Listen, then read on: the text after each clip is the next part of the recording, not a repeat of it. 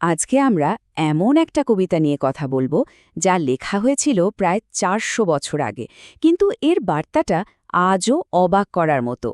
কবি জন ডানের এই কবিতাটা ভালোবাসা আর দূরত্ব নিয়ে এমন কিছু কথা বলে যা শুনলে সত্যি ভাবতে হয়। চলো গভীরে গিয়ে ব্যাপারটা বোঝা যাক। আচ্ছা, ভালোবাসার মানুষকে বিদায় জানানোর সময় আমাদের ঠিক কেমন লাগে? স্বাভাবিকভাবেই মনটা খারাপ হয়ে যায়, চোখে জল আসে, তাই না? কিন্তু ভাবুন তো, যদি কেউ বলে যে বিদায়ের সময় একদমই কান্না করা যাবে না, কোনো দুঃখ দেখানো চলবে না, তাহলে কেমন লাগবে শুনতে? জন ডান কিন্তু ঠিক এই কথাটাই বলছেন। ১৬১১ সালে লেখা তার কবিতায় তিনি বলছেন, চলো আমরা আলাদা হই, কিন্তু কোনো রকম কান্না বা হইচই ছাড়া। ঠিক যেন বরফ নিঃশব্দে গলে যায়। কিন্তু কেন? কেন তিনি এমন একটা শান্ত বিদায় চাইছেন?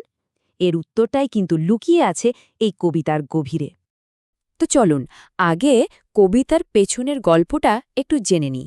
কবি জন একটা কাজে দূরে যাচ্ছেন আর তার স্ত্রী অ্যান মোরকে বিদায় জানাচ্ছেন, কিন্তু তিনি একদমই চান না যে তাদের বিদায়টা আর ৫টা সাধারণ প্রেমিক প্রেমিকার মতো কান্নাকাটিতে ভরে উঠুক। তিনি তাদের এই বিদায়কে তুলনা করছেন একজন ভালো বা ভার্চুয়াস মানুষের মৃত্যুর সাথে। ভাবুন একবার, যখন একজন ভালো মানুষ মারা যান, তার আত্মা শরীর ছেড়ে এতটাই শান্তভাবে বেরিয়ে যায় যে পাশে বসে থাকা বন্ধুরাও ঠিকঠাক ঠাহর করতে পারে না ঠিক কোন মুহূর্তে মৃত্যুটা হল। ডানো ঠিক এমনই একটা শান্ত আর পবিত্র বিদায় চাইছেন। কিন্তু এ অদ্ভুত অনুরোধটা তিনি করছেন কেন? কারণটা হলো ভালোবাসার ব্যাপারে তার ধারণাটাই ছিল একেবারে অন্যরকম। চলুন এই কবিতার মূল যুক্তিতে যাওয়া যাক। শারীরিক প্রেম বনাম আত্মিক প্রেম। ডান, এখানে দুই ধরনের প্রেমের মধ্যে একটা পরিষ্কার দেয়াল তুলে দিচ্ছেন। একদিকে আছেন সাধারণ প্রেমিক প্রেমিকারা, যাদের ভালোবাসাটা টিকে থাকে শারীরিক উপস্থিতি, মানে চোখ, ঠোঁট, হাতের স্পর্শের ওপর, তাই দূরত্ব এলেই তাদের প্রেমটা ভেঙে যায়। আর অন্যদিকে তিনি বলছেন তাদের ভালোবাসাটা অনেক বেশি বিশুদ্ধ, যা মন আর আত্মার ওপর নির্ভরশীল, তাই শারীরিক উপস্থিতির কোনো দরকারই তাদের নেই। তিনি আরও একটা দারুণ উদাহরণ টানেন। পৃথিবীতে যখন ভূমিকম্প হয় তখন চারিদিকে ভয়, ক্ষতি আর হাঙ্গামা শুরু হয়ে যায়, কিন্তু মহাকাশে যে গ্রহ নক্ষত্রগুলো ঘুরছে সেটা তো আরও অনেক বড় ঘটনা, অথচ তা কত শান্ত আর স্থির। দান বলছেন সাধারণ মানুষের প্রেম হলো ওই ভূমিকম্পের মতো, সামান্য দূরত্বেই হইচই শুরু করে দেয়, আর তাদের প্রেম হলো গ্রহ নক্ষত্রের মতো, গভীর, বিশাল, কিন্তু একদম শান্ত। তাদের এই অটুট বন্ধন প্রমাণ করতে ডান কিছু অসাধারণ রূপক বা মেটাফর ব্যবহার করেছেন। আসুন প্রথমটা দেখি, যা সোনা দিয়ে তৈরি। এই রূপকটা ভালো করে বুঝতে গেলে আমাদের একটা ছোট্ট সাহিত্যিক টর্ম জেনে রাখতে হবে।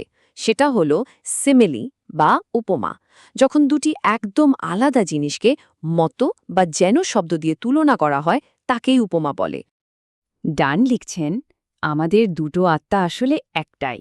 আমি দূরে গেলেও এটা ভাঙবে না, বরং আরও প্রসারিত হবে, ঠিক যেমন সোনাকে পিটিয়ে পাতলা করা হয়। কি অসাধারণ একটা ভাবনা, তাই না? এর মানে কি দাঁড়াচ্ছে? খুব সহজ। তাদের ভালোবাসাটা খাঁটি সোনার মতোই বিশুদ্ধ আর অটুট। দূরত্ব তাদের মধ্যে কোনো ফাটল তৈরি করে না, বরং তাদের ভালোবাসাকে আরও বড় করে তোলে। ঠিক যেমন এক টুকরো সোনাকে পিটিয়ে অনেক বড় একটা পাত বানানো যায়, ভালোবাসাটা কমে না, বরং এর বিস্তার আরও বেড়ে যায়।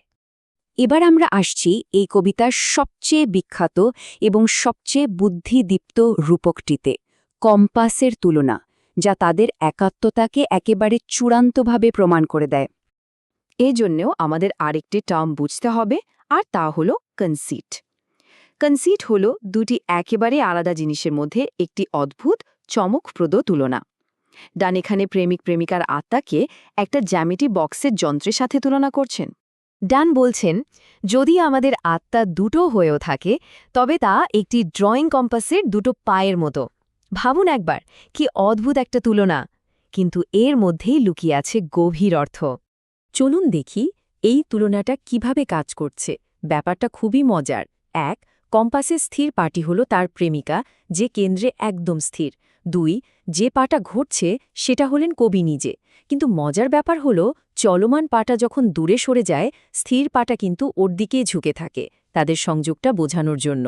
আর সবশেষে প্রেমিকার এই স্থিরতার কারণে কবির যাত্রাটা একটা নিখুঁত বৃত্ত তৈরি করে এবং তিনি ঠিক সেখানেই ফিরে আসেন যেখান থেকে শুরু করেছিলেন।